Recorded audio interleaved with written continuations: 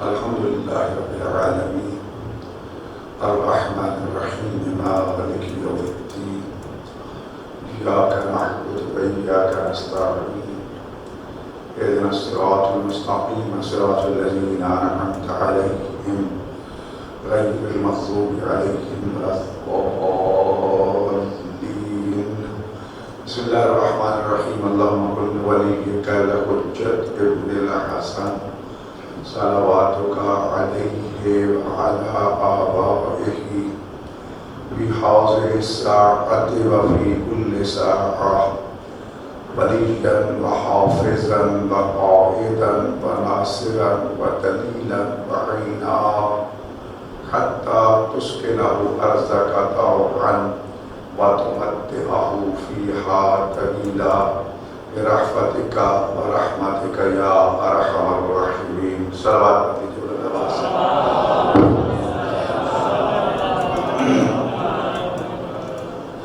اعوذ باللہ من الشیطان اللعین الرجیم.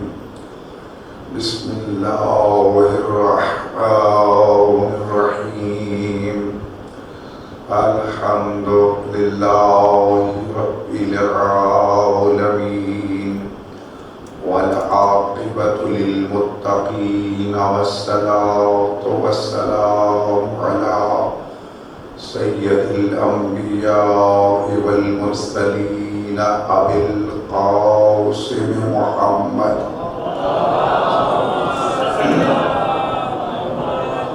وعلی آلہ الطیبین الطاہرین المعصومین الذین اذهب اللہ عنہم الرجس وطہرہم تطہیرا.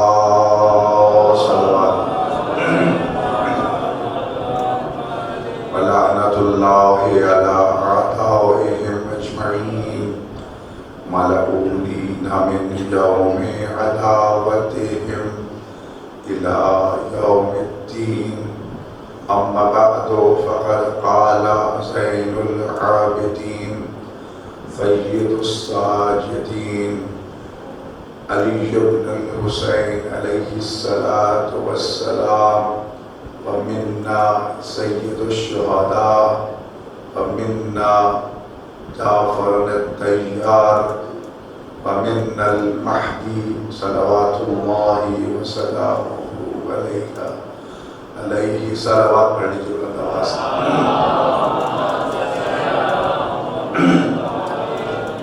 مالک کائنات تمام مومنین و مومنات اس کائنات میں جہاں کہیں بھی موجود ہیں انہیں ہر قسم کے عرضی و سماوی بلیات اور فتنوں سے محفوظ فرمائے. دشمنان حسین اگر قابل ہدایت نہیں تو ان کو نیست و نابود فرما. ملت اسلامیہ میں وحدت اور یگانگت کو فروغ عطا فرما. وطن عزیز پاکستان کی نظریاتی اور جغرافیائی سرحدوں کی حفاظت فرما. علماء اعلام مراج عظام کا سایہ ہمارے سروں پر قائم و دائم فرما. سوائے غم مظلوم کربلا کوئی غم دیکھنا نصیب نہ ہو. صدیقہ کبریٰ فی العالمین مخدومہ کائنات جناب زہرا سلام اللہ علیہا کی شفاعت نصیب فرما. حجت دوران امام زمان علیہ السلام کے ظہور نور میں تعجیل فرما اور ہمیں امام زمان علیہ السلام کے اعوان و انصار میں شمار فرما. سبھی مل کے بلند آواز سے صلوات پڑھ لیجیے.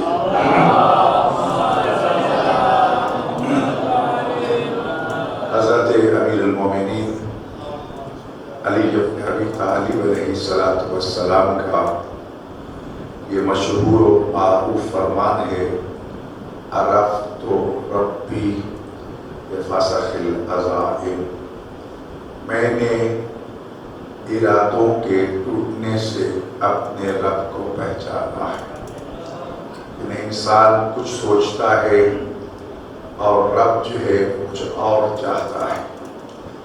انسان کچھ کرنا چاہتا ہے، خدا کچھ کروانا چاہتا ہے. تو علی جیسا امیر المومنین امام المتقین بھی اللہ کی عظمت، اللہ کا وجود اور اللہ کی قدرت کاملہ کا ان الفاظ میں اعتراف کرتے ہیں کہ میں جب کوئی ارادہ لے کے نکلتا ہوں اور اس ارادہ کو پایہ تکمیل تک نہیں پہنچا پاتا تو مجھے یقین ہو جاتا ہے کیونکہ میرے رب کا ارادہ نہیں تھا، لہذا میرا ارادہ اس کے مقابلے میں کوئی حیثیت نہیں رکھتا۔ اللہ کا ارادہ میرے ارادوں پر غالب آ گیا ہے، لہذا یہ خداوند متعال کی قدرت کاملہ اور اس کے وجود واجب وجود کی دلیل ہے۔ میں 2 دن سے گزارش کر رہا ہوں اور ہم نے اعلان بھی کیا، اشتہار بھی پرنٹ کیے کہ ہمیشہ کی طرح مجالس سے برادر بزرگوار سرکار علامہ محمد عباس قبی صاحب خطاب فرمائیں گے، لیکن اچانک طبیعت خراب ہونے کی وجہ سے ابھی تک روبہ صحت نہیں ہوئے کہ وہ آج کی مجلس سے بھی خطاب فرما سکتے۔ اس وقت بھی وہ ڈاکٹروں کے پاس ہیں، دعا کیجیے کہ مالک ان کو صحت کاملہ عاجلہ عطا فرمائے۔ اسی طرح کل میں نے درخواست کی تھی ادارہ منہاج الحسین کے شعبہ عزاداری کے، خاص طور پر جلوس اور تابوت و حضور جناح کی تیاری کے حوالے سے سعادت حاصل کرنے والے ڈاکٹر عامر علی صاحب، جنہیں کل عارضۂ قلب لاحق ہوا اور خداوند متعال نے لطف فرمایا کہ ان کے 2 والدین تھے جو الحمدللہ تبدیل کر دیے گئے اور وہ اپنے گھر واپس جا چکے ہیں، بستر بیماری پہ آرام کر رہے ہیں، لیکن الحمدللہ آپ کی دعاؤں کے صدقے میں اللہ نے انہیں صحت عطا فرمائی ہے۔ خداوند متعال نے جلد صحت کاملہ عطا فرمائے۔ اور آپ جانتے ہیں کہ 24 محرم الحرام کے حوالے سے جلوس تابوت امام سجاد علیہ السلام اور باقی امور کی تیاری وقت بھی چاہتی ہے، محنت بھی چاہتی ہے، اور وہ اس میں سب سے پیش نظر آتے ہیں۔ اللہ ان کو صحت عطا فرمائے اور آ کر وہ اپنی سعادت کو حاصل کرے۔ آپ سب سے گزارش ہے کہ خدمت پر مل کے بلند آواز سے صلوات پڑھ لیجیے۔ نعرہ تکبیر، سب مل کے بلند آواز سے نعرہ تکبیر، نعرہ رسالت، نعرہ حیدری، حسینیت، یزیدیت، بلند آواز سے صلوات پڑھ لیجیے۔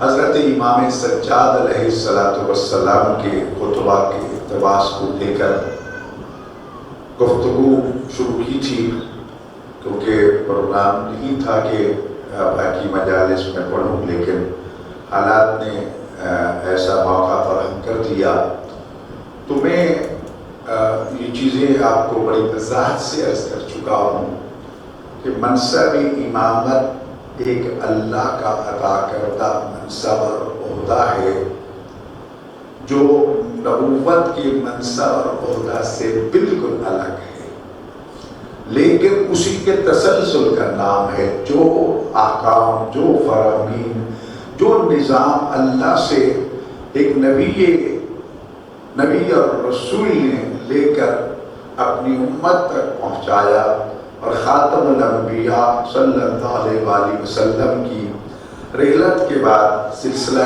نبوت ہمیشہ کے لیے ختم ہو گیا۔ اب قیامت تک نہ کوئی نبی ہوگا، نہ ہو سکتا ہے۔ اگر کوئی بھی دعویٰ کرے گا تو وہ کذاب ہے، وہ جھوٹا ہے اور واجب القتل ہے، اس لیے کہ جھوٹا دعوی نبوت کرنے والے کی سزائے موت ہے۔ اسی طرح قرآن کریم جو اللہ تعالیٰ نے آخری کتاب کے طور پر نازل فرمائی، وہ کامل و اکمل کتاب ہے، بائے بسم اللہ سے سینے والناس تک، وہ اس وقت ہمارے ہاتھوں میں موجود ہے۔ اسی ترتیب کے ساتھ رسول اکرم صلی اللہ علیہ وآلہ وسلم نے اسے مرتب کیا تھا، اور اسی ترتیب سے قاری اور حافظ پیدا کیے تھے۔ یہی ترتیب آج بھی موجود ہے، یہی ترتیب قیامت تک رہے گی، اس میں نہ کبھی تبدیلی ہوئی ہے نہ ہوگی۔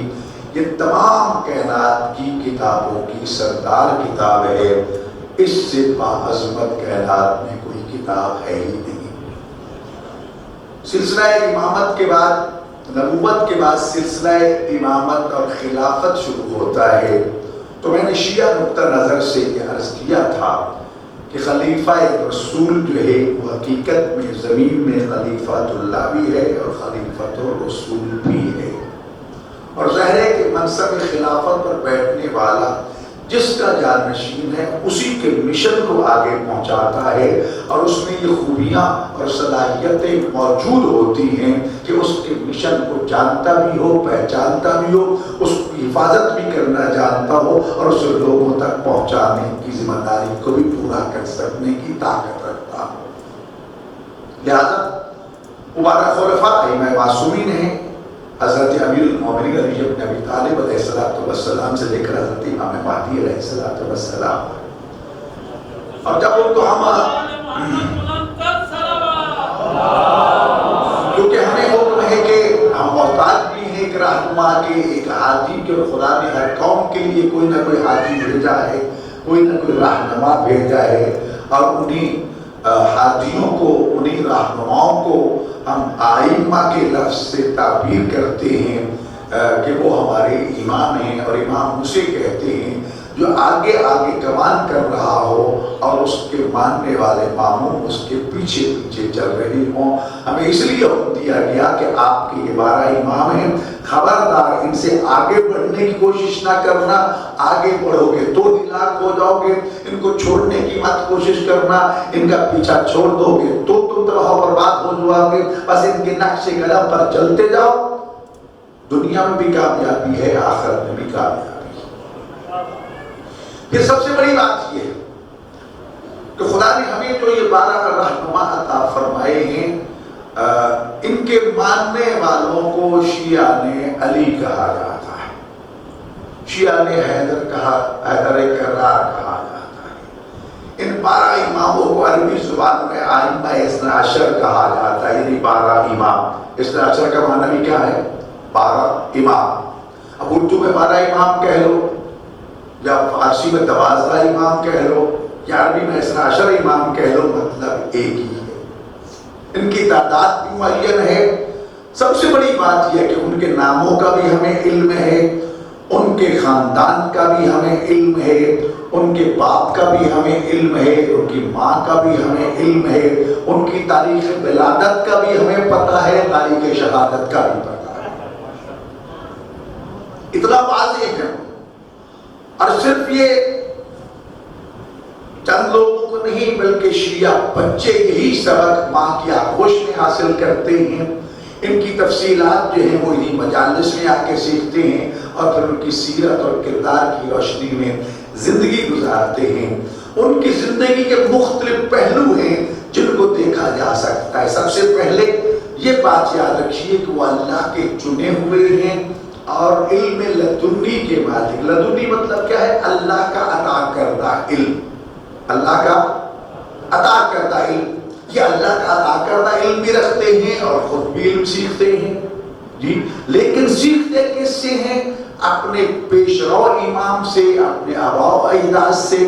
دنیا کا کوئی ایسا انسان نہیں ہے جس میں یہ صلاحیت پائی جاتی ہو کہ وہ ان کا استاد بن سکے، جی، بلکہ امام محمد باقر علیہ السلام کا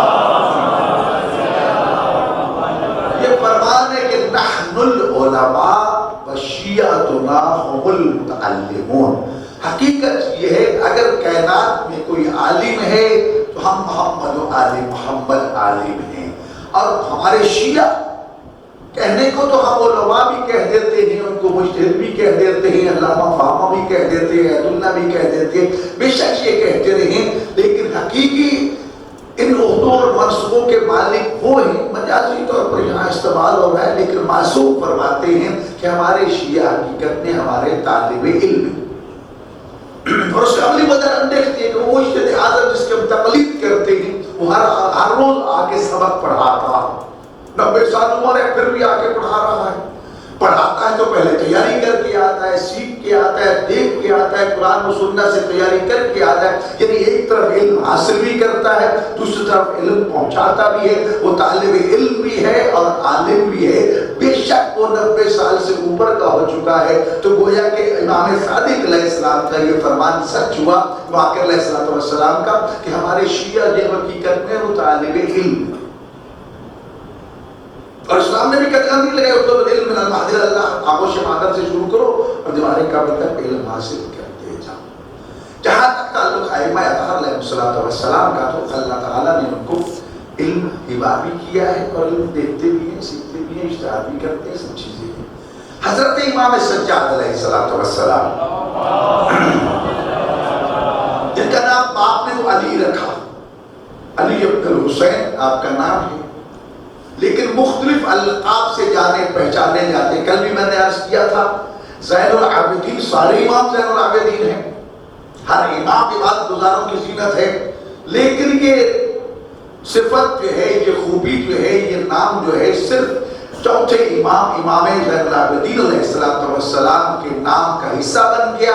آج جب بھی ہم زین العابدین کہتے ہیں تو ہمارا ذہن فوری طور پر چوتھے امام کی طرف متوجہ ہوتا ہے، اس سے مراد وہ ہے سید الساجدین۔ اسی طرح ہر امام سید الساجدین ہے، سجدہ کرنے والوں کو سردار ہے، لیکن امام سجاد علیہ السلام نے ایسے حالات میں سجدے کیے، کل میں نے عرض کیا تھا کہ جیسے ہی کوئی مصیبت ٹلتی خدا کے حضور سجدہ ریز ہو جاتے، یہاں تک کہ حاطب غیب سے یہ تائید و تصدیق ہوئی انت سید الساجدین، اے علی ابن حسین تو حقیقت میں سجدہ کرنے والوں کا سید و سردار ہے۔ جی حضرت امام سجاد علیہ السلام کا سلسلہ نسب بہت ہی نفیس اور بہت ہی عظیم۔ والد گرامی جوان جنت کے سردار سید الشہداء حضرت امام حسین علیہ السلام، جن کے بارے میں نے عرض کیا تھا کہ وہ نسب کے اعتبار سے بھی بے مثال ہیں اور حسب کے اعتبار سے بھی بے مثال، اور ماں جو ہے شہنشاہ ایران کی بیٹی ہے حضرت شاہربانو سلام اللہ علیہ۔ خاندانی پس منظر کے حوالے سے بھی، کردار کے حوالے سے بھی، اور یہ یاد رکھیے امہات المعصومین جو ہیں وہ اللہ کی طرف سے چنی ہوئی ہیں، ان کے ظروف طیبہ طاہرہ اللہ نے چن کے بنائے ہیں تاکہ ان میں معصوم کا نور جو ہے وہ اس میں سکونت اختیار کر سکے۔ کہاں سے ان کو چن کے ایک جگہ جمع کیا، یہ خداوند متعال نے اپنی قدرت کاملہ کو واضح کیا۔ جناب شاہبانو شہنشاہ ایران کی بیٹی ہیں، حالات نے ایسا رخ بدلا، مدینہ پہنچی، امام حسین علیہ السلام کی زوجیت میں آئی، حضرت امام زین العابدین علیہ السلام کی والدہ گرامی ہونے کا شرف حاصل ہوا۔ بعض روایات میں ہے کہ بی بی امام سجاد کی ولادت کے بعد فوراً فوت ہو گئی تھی، چلی گئی سی دنیا سے، بعض کہتے نہیں واقعہ کربلا میں بھی موجود تھی۔ بہرحال کیونکہ تاریخ جو ہے اس میں قسم کی چیزیں موجود ہوتی ہیں، بس فقط فیصلہ کرنا مشکل ہو جاتا ہے، لیکن یہ بات طے شدہ ہے کہ معصوم کی ماں طیبہ طاہرہ ہوتی ہے، وہ ہر قسم کے رزق سے پاک ہوتی ہے، اور اللہ تعالیٰ نے ان کو اپنے ان اولیاء اور خلفاء کے لیے چن کے بنایا ہوتا ہے۔ امام سجاد علیہ السلام ظاہر ہے کہ اگر اس روایت کو لیا جائے تو زیادہ معتبر روایت ہے کہ بیوی کی وفات شروع میں ہی ہو گئی تھی، اب تربیت جو ہے وہ دوسری ماں کے حوالے تھی۔ اب دوسری ماں کی تربیت جو ہے لفظ تو میں استعمال کر رہا ہوں نا کہ امام کی وہ تربیت کر رہی تھی، حقیقت میں امام تو خود تربیت یافتہ ہوتے ہیں جی، لیکن ظاہری طور پر معصوم کا کوئی عمل بھی مسئلہ سے خالی نہیں ہوتا. اگر وہ ایسے حالات کو اڈاپٹ کرتے ہیں اور ان کو اپناتے ہیں تو صرف اس لیے تاکہ امت کو، اپنے ماننے والوں کو عملی پیغام دے سکیں کہ تم نے زندہ کیسے رہنا. بس ہو جائے. حضرت امام سجاد علیہ السلام کی سیرت کے حوالے سے چند باتیں عرض کرنا چاہتا ہوں. سب سے پہلے یہ سبق دیا کہ ماں کا احترام بہت کرنا. کبھی ماں کی خواہش پر اپنی خواہش کو مقدم نہ کرنا. توجہ ہے؟ کبھی بھی ماں کی خواہش پہ اپنی خواہش کو مقدم نہ کرنا. آپ نے پالنے والی ماں کے پاس بیٹھ کے ایک ہی دسترخوان پہ کھانا کھا رہے تھے. ایک مرتبہ لقمے کی طرف، کسی چیز کی طرف امام کا بھی ہاتھ بڑھا، امام کی ماں کا بھی ہاتھ بڑھا. امام نے فوراً ہاتھ پیچھے کھینچ لیا کہ میری ماں کی چاہت ہے وہ مجھ پر مقدم ہونا چاہیے. اس کے بعد دو چیزیں ہیں. ایک روایت یہ کی گئی کہ جب کھانا کھانے بیٹھتے تو کھانے کے اوپر غلاف ڈال دیا جاتا تاکہ نہ لقمہ چیز نظر آئے گی نہ وہ سبقت والا پہلو آئے گا. ماں جو لقمہ اٹھانا چاہتی ہے وہ اٹھا لے، بیٹا جو لقمہ اٹھانا چاہتا ہے وہ اٹھا لے. ایک روایت یہ تھی. دوسرا یہ تھا کہ امام نے ماں کے ساتھ دسترخوان پہ بیٹھ کے کھانا ہی چھوڑ دیا کہ کہیں ایسے نہ ہو جائے کہ ایک لقمہ میری ماں کو پسند ہو اور مجھے بھی پسند ہو اور میں ہاتھ بڑھا دوں اور میری ماں کی پسند پیچھے رہ جائے اور میری پسند مقدم ہو جائے. سجاد جی برداشت نہیں کر سکتا. یہ سیرت امام وجہ بچپن میں تربیت ہے. سب سے پہلے نگاہوں نے اپنے دادا علی بن ابی طالب علیہ السلام کی زیارت کا شرف بھی حاصل کیا جب 2 سال کے تھے، جب دادا علی بن ابی طالب علیہ السلام کوفہ میں شہید کیے گئے تھے. لیکن الامام امام البلاغہ کا نسبیہ کہ ہمارا قلیہ قاعدہ عقیدہ کہ امام ہوتا ہے، بے شک وہ شیر خار بچہ ہی کیوں نہ. امام حسن علیہ السلام کی سیرت ہمارے سامنے ہے، آغوش مادر میں ہیں اور قرآن مجید کی وحی کی ترجمانی کرتے ہوئے نظر آتے ہیں. تو امام سجاد علیہ السلام کی تربیت امام حسین علیہ السلام نے فرمائی، امام حسن علیہ السلام نے فرمائی، اور اسی طرح آپ کی ماں نے آپ کی تربیت فرمائی. اور جو چیزیں سجاد میں کھل کے سامنے آئی دنیا کے سامنے، ان میں سے ایک ماں کا احترام تھا اور دوسرا شرم و حیا تھا، غیرت تھی.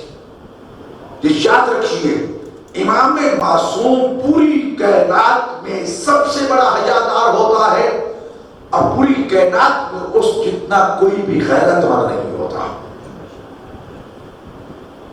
کبھی بھی ان خوبیوں میں دنیا کے کسی بڑے سے بڑے غیر معصوم کا مقابلہ نہ سوچنا. جہاں ان خوبیوں کی انتہا ہوتی ہے، اگر یہ کہوں کہ وہاں سے محمد و آل محمد کے کمالات کی ابتدا ہوتی ہے تو بے جان نہیں. لیکن ظاہری حالات ہیں.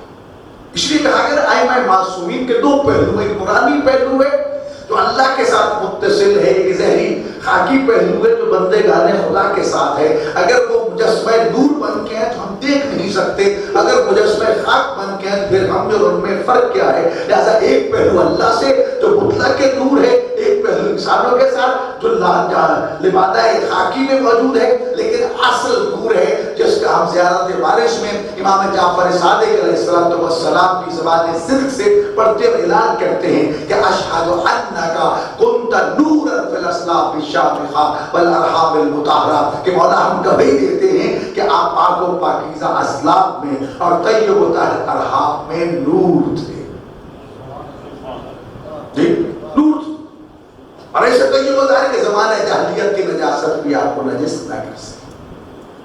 بچپن سے غیرت کا یہ پیکر، حالانکہ شرعی طور پر کنیزیں جو ہوا کرتی تھیں، زرخرید عورتیں جو کنیزی میں ہوتی تھی، مالک کے لیے کے سامنے ان کا حجاب ساکت تھا. اگر مالک کے سامنے ان کے ساتھ سے دوپٹہ اتر جائے، بے حجابی ہو جائے تو شرعاً وہ حرام نہیں تھا. لیکن امام سجاد کی غیرت کا یہ عالم تھا کہ کنیزوں کو بھی یہ حکم تھا کہ خبردار سجاد کے سامنے سرننگے نہیں جانا. یہ حالت تھی. عبادت اور عادت بچپن میں یہ عالم. جب وضو کرتے تھے تو کانپتے تھے، مصلی عبادت پہ آتے تھے بے ہوش ہو جاتے تھے. جب پوچھا جاتا ہمیں یہ کیا، کائنات کے عظیم قادر مطلق رب کی حضور حاصل ہوا. یہ سوچ کے ڈر گیا ہوں کہ میں تو لبیک کہنے کے لیے آیا ہوں، اگر وہاں سے میری حاضری قبول نہ ہوئی تو پھر کہاں جاؤں گا. اللہ اکبر. ایک دفعہ نماز پڑھ رہے تھے، ایک بچہ کنویں میں جا کے گیا. خواتین خانہ نے بہت شور کیا. ایک امام اپنی نماز میں مگن ہے. جب نماز مکمل کی تو دیکھا خواتین رو رہی ہیں، گریہ کر رہی ہیں. کیا ہوا؟ کہ بچہ کنویں میں گر گیا ہے. پریشان نہیں ہوئے، کنویں پہ آئے، پانی کو حکم دیا، پانی کی سطح بلند ہوئی، آگے بڑھ کے بچے کو اٹھا لیا. کھڑا جب ہم چیخو پکار کر رہی تھی تو آپ ذرا بھر متوجہ نہیں ہوئے. فرمایا میں یہاں ہوتا تو میں تو اپنے رب کے حضور میں تھا. بچپن سے مکہ مکرمہ حج کرنے کا شوق تھا. کتنے حج باپ ادا کی، جتنے بھی سجاد نے حج کی ہیں پیدل کیے. بچپن سے حج میں جا رہے ہیں. راستے میں حضرت خضر علیہ السلام سے ملاقات ہوگی یا کسی اور شخص سے پوچھا شہزادے کہاں جا رہے حج کے لیے؟ دیکھا تم تو بھی بچے ہو، تم پہ تو حج فرض نہیں ہوا.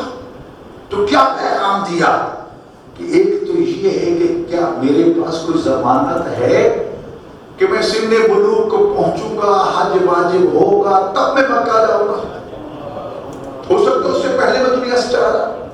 اور دوسرا یہ پیغام دیا کہ جب میں گھر میں اپنی ماں کو آگ جلاتے ہوئے دیکھتا ہوں نا تو آگ چھوٹی لکڑیوں کو پہلے جلا دیتی ہے، بڑی لکڑیوں کو بعد میں جلاتی ہے، جس سے میں ڈر گیا کہیں ایسے نہ ہو کہ میں بچپن میں ہی. یہ پیغام ہے ہمارے لیے معصوم ہے. کوئی ایسا کام کر سکوں کہ میں کر جاؤں کہ میں ان چھوٹی لکڑیوں کی طرح جہنم کی ایندھن بن جاؤں؟ نہیں، وہ تو معصوم ہے. ہمیں پیغام پھر اللہ کے مہمانوں کی خدمت کا یہ جذبہ تھا. مدینہ سے چلتے اس کاروان میں چلے گئے، اس کے اللہ کے مہمانوں کے کپڑے دھو رہے ہیں، برتن دھو رہے ہیں، ان کی خدمت کر رہے ہیں. جب پتہ چل جاتا امام سجاد ہے اور اس کے بعد لوگوں نے کیا خدمت لینی، چپکے سے قافلہ چھوڑ کے دوسرے میں چلے جاتے، وہاں خدمت کرتے، وہاں سے دوسرے میں چلے جاتے. جب پوچھا کہ مولا آپ یہ قافلے کارواں تبدیل کیوں کرتے ہو؟ تو فرمایا جب لوگوں کو پتہ چل جاتا ہے نا کہ میں زین العابدین ہوں تو مجھ سے خدمت لینا چھوڑ دیتے ہیں، اور میں اپنے آپ کو محسوس کرتا ہوں کہ مجھے اللہ کے مہمانوں کی خدمت سے محروم کر دیا گیا ہے. میں وہ قافلہ چھوڑ کے دوسرے میں چلا جاتا ہوں جہاں لوگ مجھے نہیں پہچانتے، تاکہ میں اللہ کے مہمانوں کی خدمت کا اشارہ حاصل کر سکوں. تو ایسا گرامی امام سجاد علیہ السلام کی زندگی ان مراحل میں تربیت پائی، اور پھر جو منصب امامت کی ذمہ داریوں کا بن آیا. اور یاد رکھیے، یہ بھی یاد رکھیے، خدا نے جو بھی کمالات امیر المومنین علی بن ابی طالب علیہ السلام، بلکہ اس سے پہلے اگر حضرت امام جعفر صادق علیہ السلام کا یہ فرمان عرض کروں جو اصول کافی میں موجود ہے. آپ ارشاد فرماتے ہیں کہ اللہ تعالی نے اپنے حبیب خاتم صلی اللہ علیہ وآلہ وسلم کو سب سے زیادہ اسماء الحسنہ کا علم عطا فرمایا تھا. کسی نبی کو ایک اسم اعظم، کسی کو 2، کسی کو 4، کسی کو 20، کسی کو 25، لیکن رسول خاتم صلی اللہ علیہ وسلم کو اپنے 73 اسماء اعظم میں سے 72 کی تعلیم عطا فرمائی، اور فرمایا اے میرا حبیب جو کچھ میں نے آپ کو عطا کیا ہے سوائے نبوت کے، یہ سب کچھ اپنے اہل بیت کو بھی عطا کر دو. لہذا جو کچھ اللہ نے رسول خاتم کو عطا فرمایا سوائے نبوت و رسالت کے، سب کچھ اپنے اہل بیت کو عطا کر دیا. اس حوالے سے یہ وارث علوم نبویہ ہے، وارث علوم الہیہ ہے، منصب رسالت کی تمام ذمہ داریوں کو پورا کرنے کے یہ ذمہ دار ہیں. اس حوالے سے ان کا علم جو ہے وہ کائنات میں سب سے زیادہ علم ہے، تقویٰ سب سے زیادہ ہے، اور کائنات میں جتنی خوبیاں ممکن ہیں وہ ہر امام میں پائی جاتی ہیں. فرق اتنا ہے کہ ایک باپ ہے اور دوسرا بیٹا ہے. باپ کو خدا نے بیٹے پر عظمت عطا فرمائی ہے، مگر نہ منصب کے اعتبار سے، علم اور کمالات اور معجزات کے اعتبار سے سب کو اللہ نے ایک جیسا بنایا. بہت سے واقعات امام سجاد سے منسوب ہے، سنتے رہتے ہیں آپ.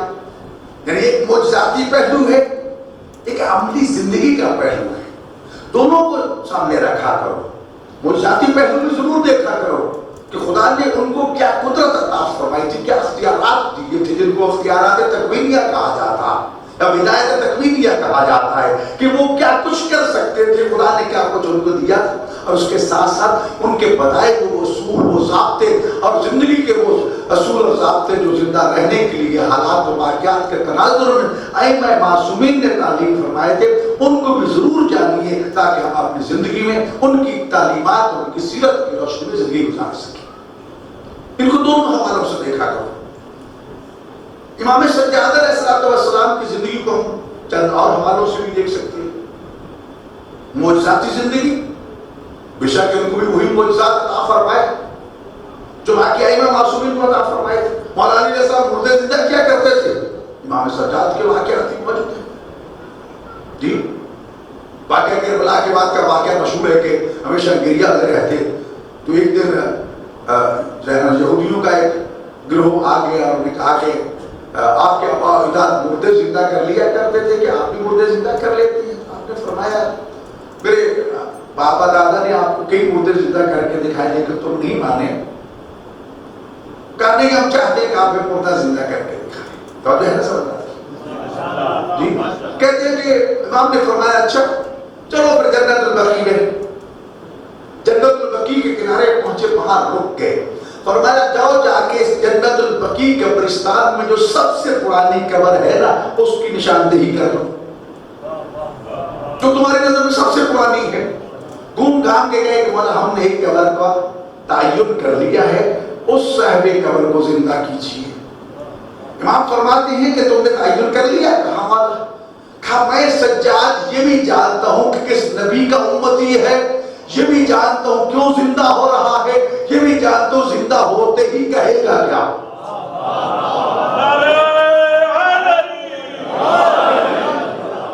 جس میں اور حیران گیا. ہمارا پہلے یہ بتائیے. اب یہ تو مجھے یاد نہیں کہ کس نبی کا امتی تھا. فرمایا فلاں نبی کا امتی تھا، اور وہ نبی آخری زمانے کے حالات بتا رہے تھے. اور حالات بتاتے بتاتے جب انہوں نے میرے حالات بتانا شروع کیے نا تو میری مظلومیت سن کے اس شخص کے دل میں میری زیارت کا شوق پیدا ہوا اور اس نبی سے درخواست کی کہ اے نبی الہی میرے حق میں دعا کرو کہ اللہ مجھے اس امام کی زیارت نصیب کرے.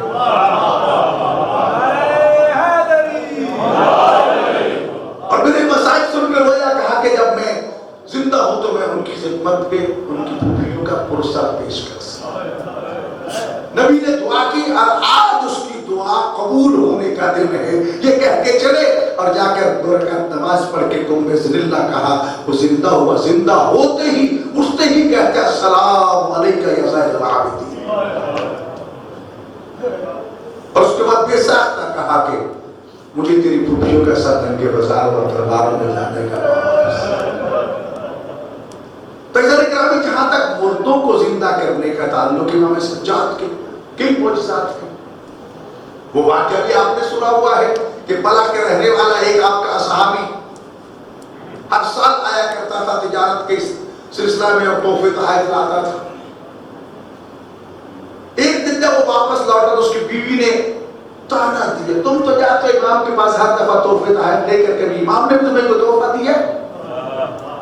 کہتا ہے چپ کرو، شکر کرو کہ امام میرے تحفے قبول فرما لیتے ہیں، ان کا محتاج نہیں. سال گزر گیا، سال کے بعد آیا تحفے تحائف لے کر امام کی خدمت پیش کیے. کھانے کا وقت ہوا، دسترخوان چنا گیا. امام نے کہا کہ میں تیرے ہاتھ دھلاتا ہوں، تو میرا مہمان ہے. کہا نہیں مولا، یہ سعادت تو مجھے حاصل ہونا چاہیے. سال میں ایک دفعہ موقع ملتا ہے تو میں آپ کے ہاتھ دھلانا ہے. تشت منگوایا، پانی کا پانی ڈالو. جب پانی ڈالا تو آپ رک جاؤ. رک کے کہا ذرا تشت میں دیکھو کیا ہے. دیکھا تو سفید موتی. پھر پانی ڈالو، پانی ڈالا، دیکھو یاقوت ہے. پھر پانی ڈالو، کیا ہے اس میں؟ زمرد. جب یہ موتی دیکھے تو ہاتھ دھلنے کے بعد امام نے فرمایا یہاں چادر بچھاؤ، کہ سارے موتی اس میں ڈال لو، جب واپس جاؤ تو ساتھ لے کے جانا، ہمارے کنیز کو کہنا جو شکوہ کر رہی تھی کہ آپ کے امام نے ترلی تحفے بھیجے۔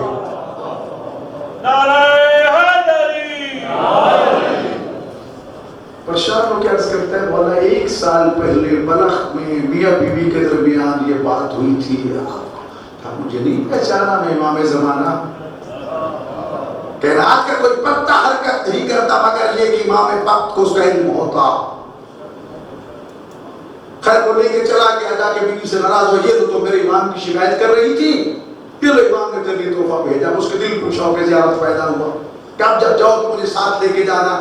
اگلے سال جب چلا تو بیوی کو ساتھ لیا، چلتے چلتے مدینہ سے بھی چند منزل پیچھے تھے کہ قضاء الہی سے اس کی بیوی کو روح پرواز کر کے اس کو ہاتھ پاؤں سیدھے کیے، کپڑا ڈالا، خیر میں بند کیا تاکہ مدینہ جائے اور مدینہ جا کر ساتھ اس لوگوں کو لے کر آئے جو تسجیل و تکفیر میں ان کی مدد کرے۔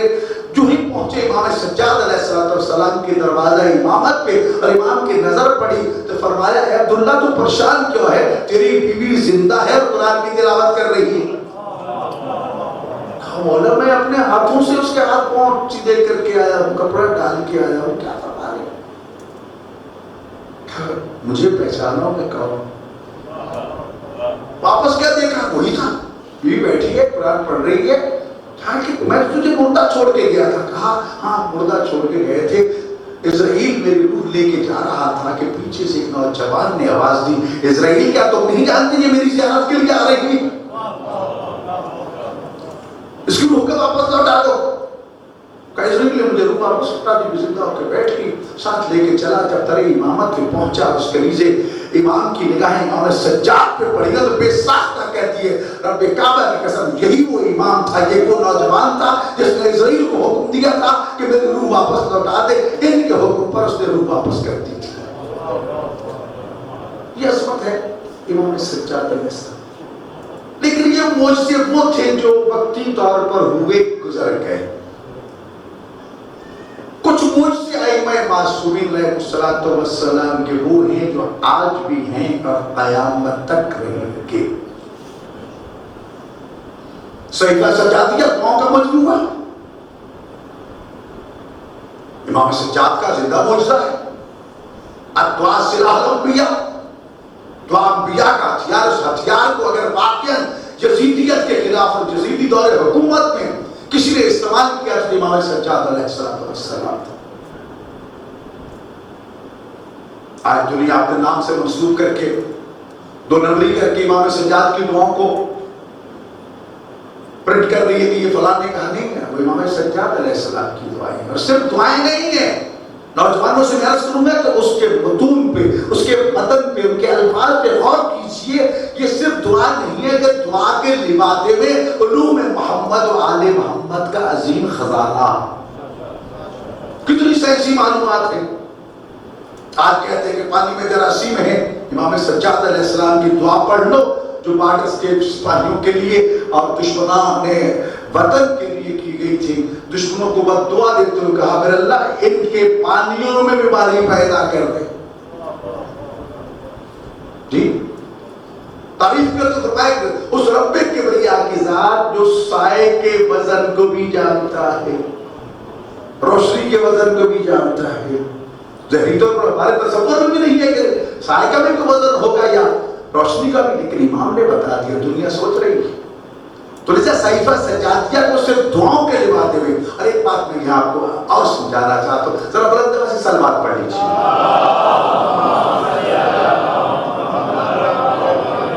مثال کے طور پر یہ دعاؤں کا مجموعہ ہے۔ ہم کہتے ہیں میں نے دعائے توسل پڑھی ہے، میں نے دعائے کمیل پڑھی ہے، تھوڑی سی بات سمجھ لیجیے، پڑھنے میں اور مانگنے میں بڑا فرق ہوتا ہے۔ پڑھنے میں اور مانگنے میں بڑا فرق ہے۔ دعا مانگا کرو، یہ دعاؤں کا جو انداز ہے یہ ائمہ معصومین نے ہمیں سکھایا ہے کہ اپنے رب سے مانگنا کیسے۔ ہمیں تو مانگنے کا ڈر بھی نہیں آتا جی، تو بات مانگنے سے ملتی ہے، پڑھنے سے نہیں ملتی۔ تو دعا کے الفاظ الفاظ کو سمجھا کرو. اور پھر یہ دعائیں اس لیے ہمیں دی گئی ہیں کہ میری زبان میں اگر تاثیر نہیں ہے تو معصوم کی زبان سے نکلے ہوئے دعا کے کلمات میں وہ تاثیر آج بھی موجود ہے. اگر میری زبان کی دعا قبول نہیں ہوتی تو زبان عصمت سے نکلے ہوئے الفاظ کی تاثیر میری دعاؤں کو شرف قبولیت عطا کر دیتی ہے.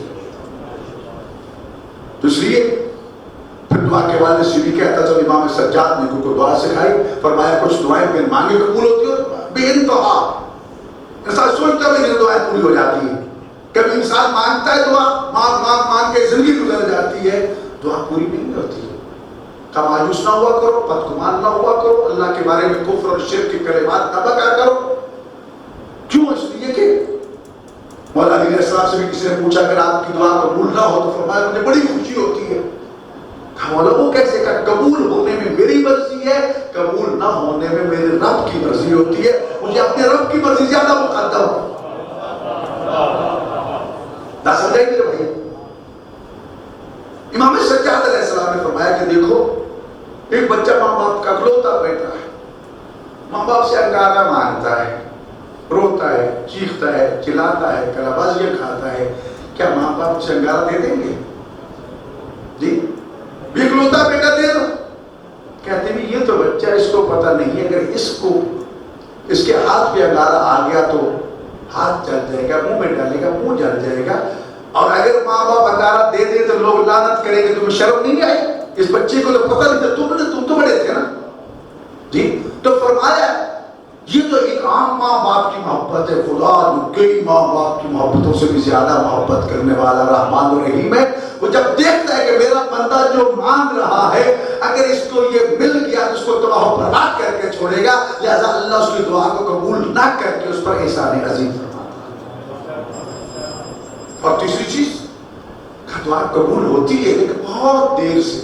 ابراہیم علیہ السلام دعائیں مانگ کے تھک کے مجھے بیٹا عطا فرما, مجھے بیٹا عطا فرما, مجھے بیٹا عطا فرما. بڑھاپے میں جا کے بیٹا عطا فرمایا. حضرت زکریا بیٹا مانگتے رہے, بڑھاپے میں جا کے عطا فرمایا. فرمایا اس کا مطلب یہ نہیں ہے کہ اللہ دینا نہیں چاہتا. فرمایا کبھی بندے کا مانگنا اللہ کو اتنا پسند آ جاتا ہے کہ اللہ کہتا ہے یہ مانگتا رہے اور میں سنتا رہا. تو اس لیے میرے بھائیوں, دعا سننا کا کام انبیاء کا ہتھیار ہے, مومن کا ہتھیار ہے. امام سجاد نے یہ ہتھیار اس طرح رکھی, آج تک چل رہا ہے. تو میں نے آپ کو متوجہ کر دیا نوجوانوں خاص طور پر صحیفہ سجادیہ کو یا ان دعاؤں کو صرف بطور دعا نہ پڑھا کرو, پڑھا کرو, لیکن اس کے ساتھ ساتھ اس کے اندر جو علوم محمد آل محمد کا خزانہ موجود ہے. دعائے کمر میں کتنی توحید بیان کی گئی ہے, کمال. گناہوں کی قسمیں بیان کی گئی ہے, ہر گناہ کی تاثیر مختلف ہے. اگر یہ تاثیر پڑھ لو تو سمجھ جاؤ گے. اگر اس قسم کی مشکل کا سامنا ہے تو سمجھو شاید میں نے یہ گناہ کیا, یہ گناہ کی. بارش نہیں برس رہی, اس کا مطلب گناہ کیا. عزت دار ہو رہی ہے, سمجھو تم نے کوئی خطا کی. جو قسمیں امام نے بیان فرمائی ہیں یہ ہمیں جھنجھوڑا گیا کہ ہمارے ماننے والا تم سے غلطی ممکن ہے, گناہ تم سے ہو سکتا ہے. ان پہ غور فکر کیجئے تاکہ تمہیں سامان عبرت حاصل ہو اور تم توبہ کا دروازہ کھٹکھٹاؤ. امام سجاد علیہ السلام کا دوسرا جو زندہ معجزہ ہے وہ رسالہ حقوق. ایسا دنیا میں انسانی حقوق کے بشر فلاں حقوق کے ڈھڈورے پیٹے جاتے ہیں. حقوق بشر کی بات کرنے والے سب سے بڑے حقوق بشر کے قاتل اور ان کے ڈاکو ہیں. امام سجاد علیہ السلام ہیں جنہوں نے کتابی صورت میں مرتب کر کے دنیا کے سامنے حقوق رکھ دیے تھے. سب سے پہلے تو وجود انسان کے حقوق, تیرے سر کے بالوں کا کیا حق ہے, تیری آنکھوں کا کیا حق ہے, تیرے کانوں کا کیا حق ہے, تیری زبان کا کیا حق ہے, تیرے ہاتھوں کا, تیرے پیٹ کا, تیرے پاؤں کا. توجہ ہے میرے بھائی, خود تیرے بدن کا کیا حق ہے. کچھ لوگ بڑے فخر سے کہتے ہیں میں 24 گھنٹے کام میں لگا رہتا ہوں. امام فرماتے ہیں یہ بدن تمہارے پاس بطور امانت ہے, اس کا بھی حق ہے کہ اس کو نیند بھی دو, اس کو کھانے کی چیزیں بھی عطا کرو تاکہ توانائی. دیکھیے نا, اگر روٹی کھا رہے ہیں الاعمال بالنیات, عمل کا تعلق نیت کے ساتھ ہے, मासूम फरमाते अगर ये नियत करके लुकमे खाओ, मेरे अल्लाह मैं रोटी इसलिए खा रहा हूँ ताकि मेरे जिस्म की तवानाई वापस आ जाए, तो ताकि मैं पहले से ज्यादा तेरी इबादत कर सकूँ, तो ये एक लुकमा खाना भी इबादत है। इसलिए सो गए ताकि जिस्म की इस्तेमाल शुदा तवानाइयाँ वापस लौट जाए, नए से इस्तेमाल ना होकर मैं अल्लाह की इबादत कर सकूँ। कहा तुम्हारा ये सोना भी अल्लाह की इबादत हो जाता है। ठीक, तो इमाम सज्जाद अलैहिस्सलाम ने फरमाया कि तेरे इस वजूद का भी तुम पर हक है, इसका भी ख्याल रखा करो।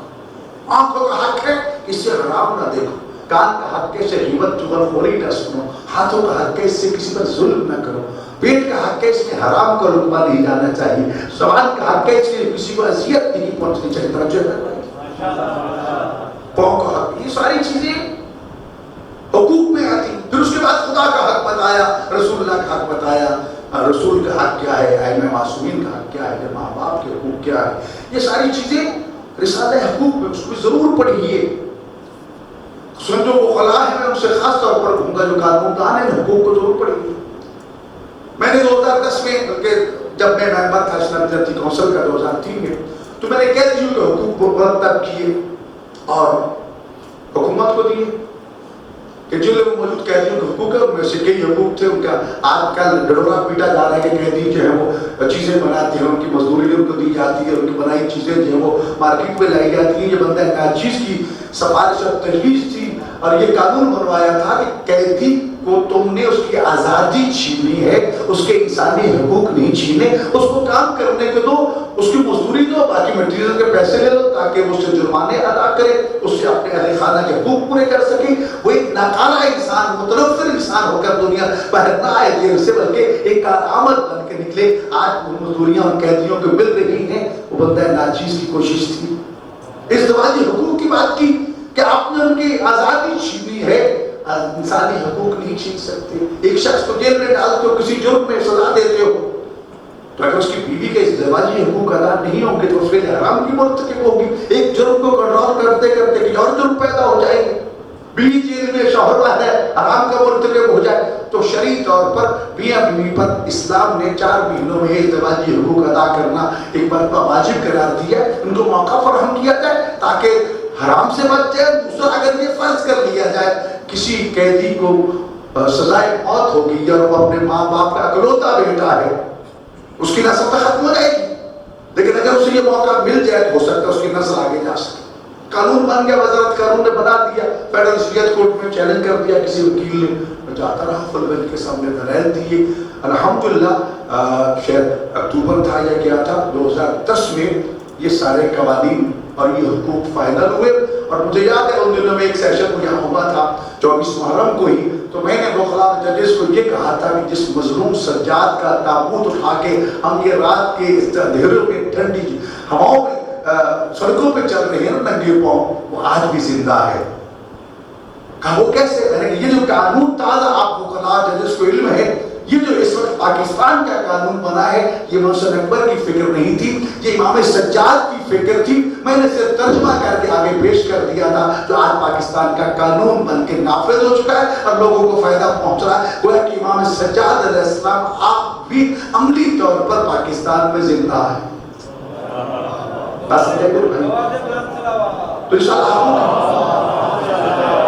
तो आइम्मा मासूमीन की जिंदगी के इन पहलुओं को भी देखा करो। ये मौजज़ा है कि आज भी दुनिया उनकी तालीमात से फायदा उठा रही है। तो इमाम सज्जाद अलैहिस्सलाम के वाक़े करबला के बाद के वाक़यात को भी ज़िक्र में रखा करो। बतौर इमाम उनकी मनसबी जिम्मेदारी है, हमारी तरह नहीं है कि तो थोड़ी सी मुसीबत आई सब कुछ छोड़ छाड़ के घर बैठ गए। जी हम बड़े मुबल्लिग खतीब बने हुए हैं, बड़े खतीब बने हुए हैं, बड़े बड़े हमने मोज़ात दिखाए, फन खिताबत दिखाई, लेकिन थोड़ी सी तकलीफ खौफ पैदा हुआ सारे छुप के दबक के घर बैठ गए। जी इमाम सज्जाद भी बैठ जाते नहीं, इमाम सज्जाद ने मदीना पहुंचते ही तदरीस का सिलसिला शुरू कर दिया। यजीद की हुकूमत में वो यजीद जिसने मदीना की ईंट सिल बजा दी थी, उस मदीना में बैठ के इमाम ने अपने नाना की तालीमात को आम किया, अपनी मईशत को मजबूत किया। मोहम्मद आले मोहम्मद फकीर मोमिन को पसंद नहीं करते, अपनी मईशत को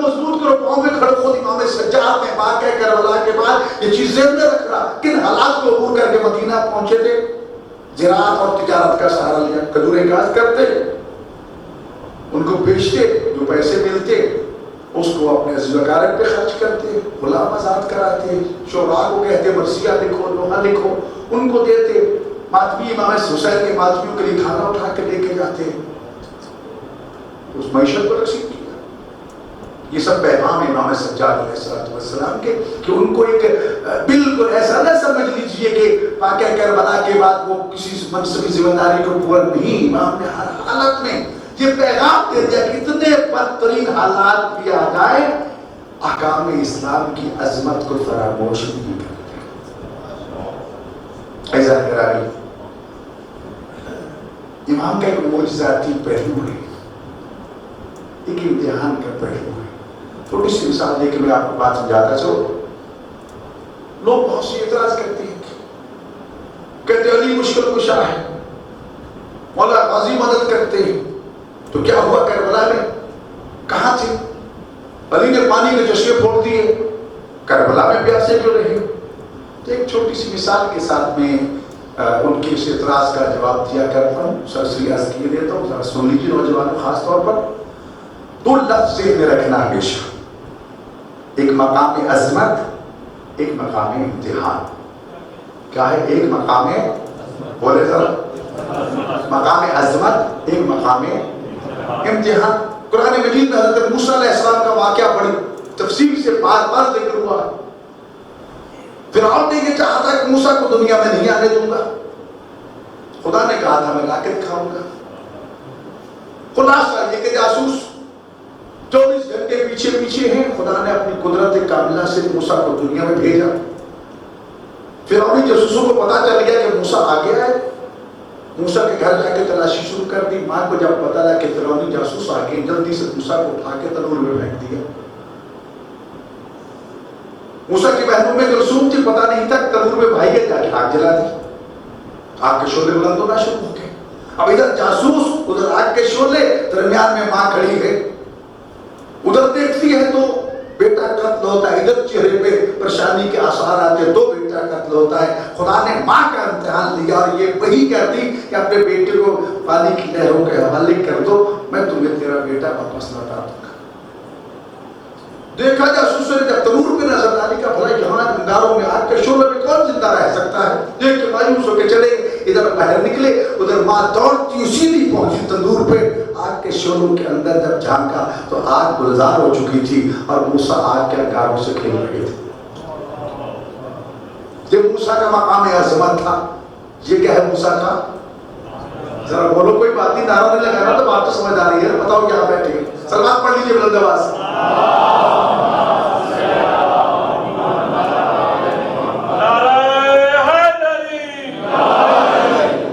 یہ مقام عظمت ہے۔ اور وہی موسیٰ جب حضرت آسیہ کی گود میں گیا اور وہاں پرورش پائی، فرعون کے گھر میں پروان چڑھے، جب اس قابل ہوئے کہ کچھ اٹھ بیٹھے ظاہری طور پر، فرعون گود بھی لے کے بیٹھا، ایک دن فرعون کی داڑھی پکڑی اور منہ پہ دے تھپڑ مارا، فرعون کا سر چکرا گیا، کہتا ہے کہ یہ یقیناً موسیٰ ہے۔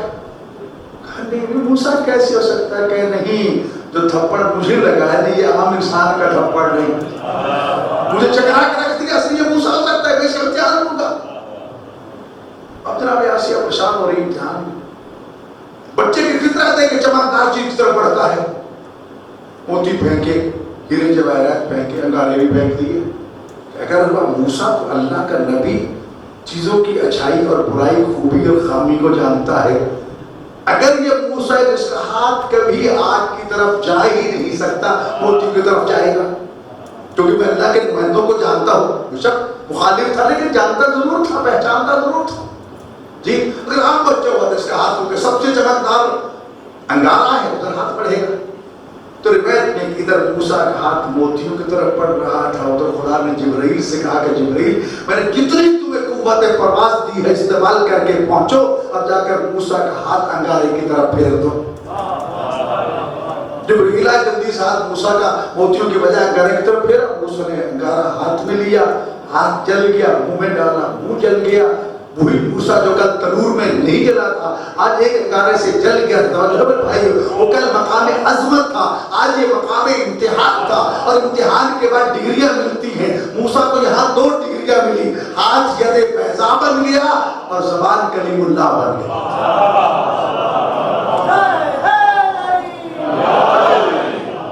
تو یہ مقام امتحان تھا. ان دونوں لفظوں کو ذہن میں رکھ لو عزیزان گرامی. اگر محمد و آل محمد علیہ السلام کے مقام عظمت کو دیکھنا ہے تو پھر مدینہ میں دیکھو, اور اگر مقام امتحان کو دیکھنا ہے تو پھر کربلا میں دیکھو. وَلَنَبْلُوَنَّكُمْ بِشَيْءٍ مِّنَ الْخَوْفِ وَالْجُوعِ وَنَقْصٍ مِّنَ الْأَمْوَالِ وَالثَّمَرَاتِ وَبَشِّرِ الصَّابِرِينَ الَّذِينَ إِذَا أَصَابَتْهُمْ مُصِيبَةٌ قَالُوا إِنَّا لِلَّهِ وَإِنَّا إِلَيْهِ رَاجِعُونَ. عزیزان گرامی, امام سجاد کا جب نام کانوں سے ٹکراتا ہے صرف ذہن میں مظلومیت کی تصویر نمایاں ہوتی. اس کی پوری زندگی مسائل و آلام سے عبارت تھی, لیکن خدا نے انہیں معجزہ عطا فرمائی, قدرت عطا فرمائی, امتحان بھی تھی.